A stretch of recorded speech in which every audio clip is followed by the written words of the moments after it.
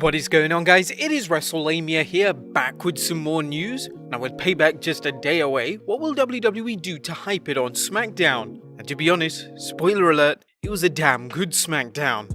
Join us now as we look at the 28th August episode of SmackDown, as well as the wildest wrestling news stories and rumors you need to know, including Kenny Omega shows up at the Thunderdome, why Roman Reigns is a Paul Heyman guy, the wrestling world mourns the loss of actor Chadwick Boseman, the original name for the Inner Circle, and much more. Be sure to subscribe and hit that notification bell for daily wrestling videos, and follow us on Facebook for exclusive lists. Now, as always, we won't recap the show, but just provide you with the good, the bad, and the downright ugly. As always, we start off with the good as number 1, Roman Reigns is a Paul Heyman guy. The WWE Universe was surprised to see Roman Reigns return at SummerSlam, but downright flabbergasted when it was revealed he's now a Paul Heyman guy. The WWE Universe was curious what direction the big dog was taking following his brutal attack on Braun Strowman and The Fiend at the end of their SummerSlam match, and now it all adds up. Reigns is a full-blown heel, and this is the moment many fans have been waiting for. Although Reigns is competent on the microphone, having Paul Heyman as his advocate should help his act as a heel even further. Many fans feel that turning Roman heel is the best way to get him over, and that if he gets over as a heel, he can eventually get over as a babyface once he's reconnected with the WWE Universe. Whatever the case, Reigns should make for a top heel on SmackDown, and we can't wait to see where things go on from here. Number 2, the return of Sami Zayn. While there have been rumors of Sami Zayn's pending return, there hasn't been anything concrete, which made his return on SmackDown a big deal as long as it was handled right. The WWE came through, utilizing Zayn's past story with the Artists Collective as well as his run as Intercontinental Champion. First, the WWE teased heat between Zayn and other members of the Artists Collective, which provides a potential program in the future and shows some long-term continuity. Secondly, it set the stage for a title unification match with Zayn claiming to be the legitimate Intercontinental Champion since he never lost the belt in the first place, and Hardy of course being the man who won the belt after it was vacated. This angle harkens back to the legendary storyline between Shawn Michaels and Razor Ramon, where the two Intercontinental Champions vied to see who the undisputed champion was. They would do well to have Zayn and Hardy slug it out in a ladder match, capitalizing on the similarities between the current IC title situation and the legendary feud between Michaels and Ramon. Number 3, a cool contract signing segment. Contract signings have become cliche to the point that fans talk about how they know it's going to turn into some sort of a brawl, or someone's going to go through a table. That's why the contract signing for the Fiend vs Roman Reigns segment was actually refreshing. Having Mr. McMahon send postman Pat Adam Pearce to collect the various parties' signatures made for some memorable moments, including Postman Pearce visiting the set of the Fly-Fi Funhouse, Pearce's segment with Strowman setting up the Gulak vs Strowman squash, and the best part, the big reveal that Roman Reigns is now aligned with Paul Heyman. This splendid storytelling showed that tropes like contract signings aren't inherently boring and predictable, it's largely a matter of how they're executed.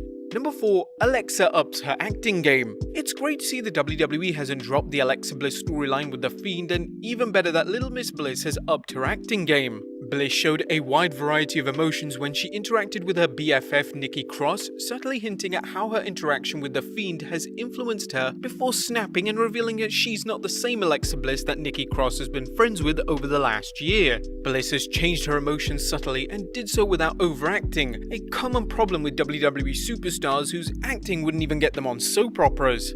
But that was the good. What about the bad? Is number 1, Chad Gable is Shorty G again? What the hell? A heel turn can often be a good way to jumpstart a babyface's career, but Chad Gable's heel turn has been an example of everything not to do. Not only has Gable continued to be a jobber to the stars, but he's kept the awful Shorty G nickname. We thought that they got rid of that months ago. Gable is a talented wrestler who seemed to be on the track for a push after he went to the finals of the 2019 King of the Ring tournament, but his career has been a disappointment since, whether he was a babyface or a heel. And number 2, Big E's singles career with Heavy Machinery. Big E's push as a singles wrestler took an odd turn when he teamed with Heavy Machinery to battle The Miz, John Morrison, and Sheamus. Why would the WWE want to promote the idea that Big E is on a journey to prove himself as a singles wrestler, then put him into a random 6-man tag match? It's more McMahon madness as usual, I guess. Now, there was no downright ugly of this week's show. In fact, it was another excellent go-home show as SmackDown helped build things up for Payback, even though they only had a week, and had some major angles including Sami Zayn's return and Roman Reigns' official heel turn. Add in other segments such as the continued downfall of the Golden Role models and Alexa Bliss's odd behavior, and fans had a strong show from start to finish. What do you guys think of SmackDown? What do you guys think of Roman Reigns' heel turn? Let us know in the comments down below. Now let's move on to the news.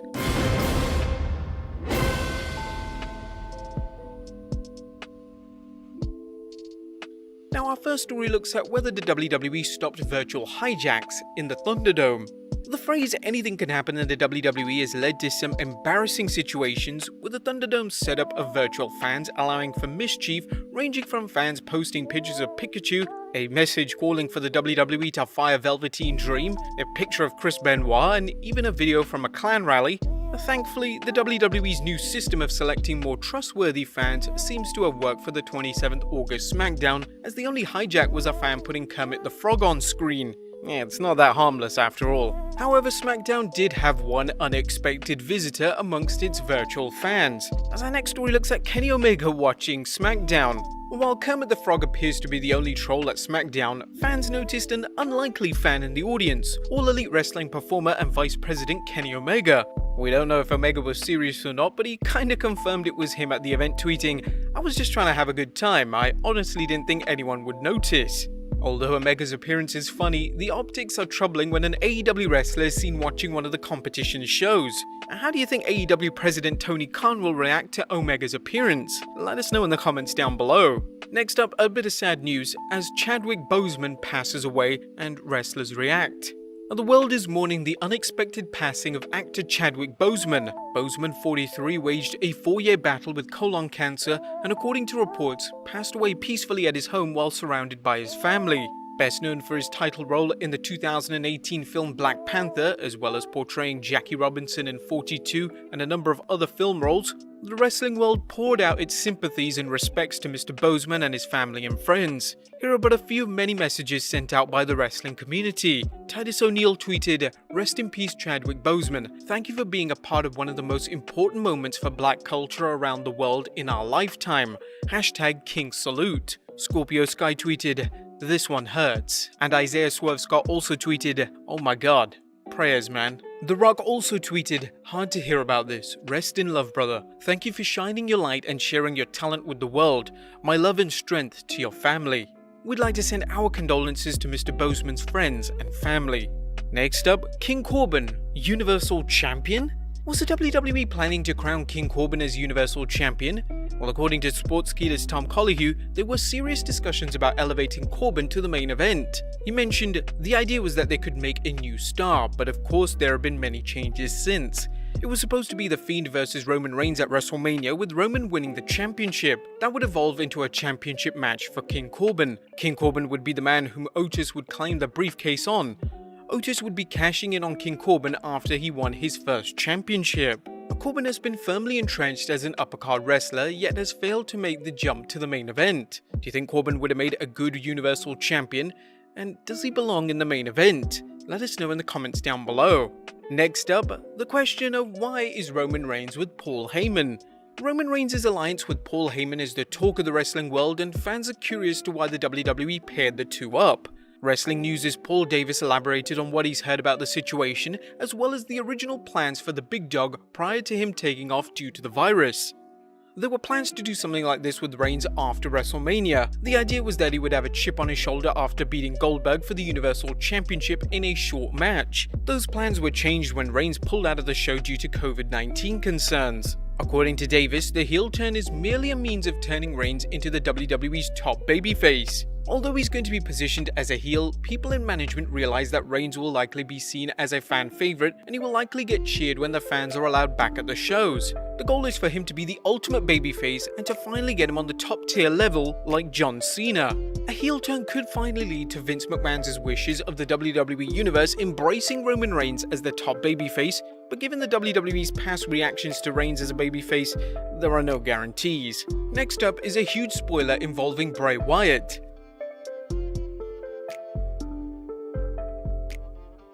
Now it looks like a face turn is planned for Bray Wyatt, and while fans have been cheering the Fiend largely since his WWE debut, it appears they are officially turning him babyface.